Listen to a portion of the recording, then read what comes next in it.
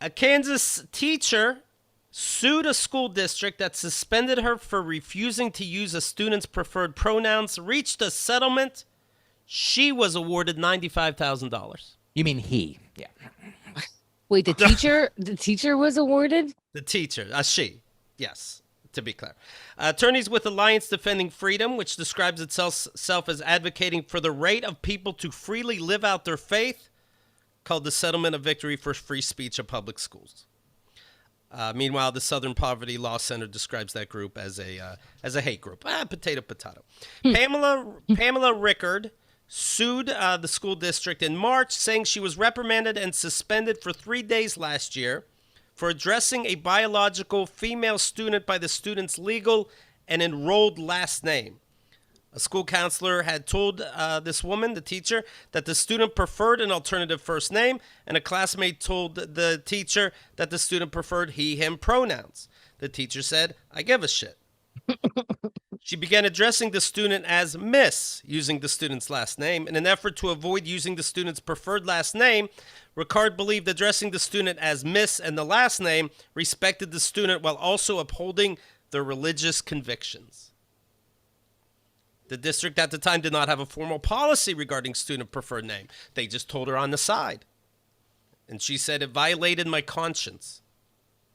Well, I hope this teacher is calling everybody by their government name no matter what. There is no Sam, there's Samantha. There is no Danny, there's Daniel. Well, you say Mr. or Ms. Ms. Ricard is a Christian and holds sincere religious beliefs consistent with the traditional Christian and biological understanding of the human person and biological sex, said the lawsuit. But I thought that had nothing to do with, church and state separate. I thought that was a separation. You still can't offend a conscience.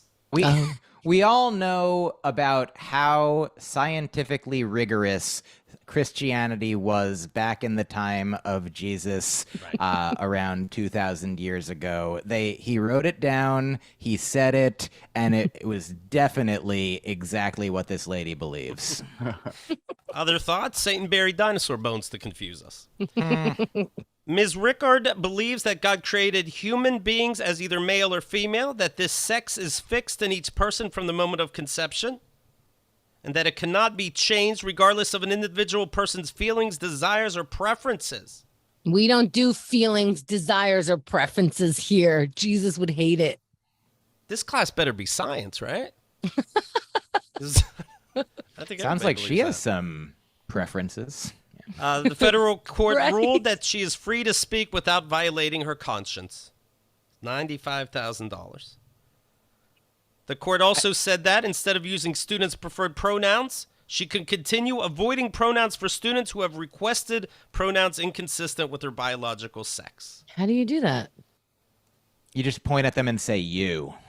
That's a pronoun. You do what she did. You go, ma'am, ma'am, ma'am. Like when you're going Ms. to a student, you're deliberately being an asshole. Just start calling them by numbers. You don't want to be too confused. You're a teacher.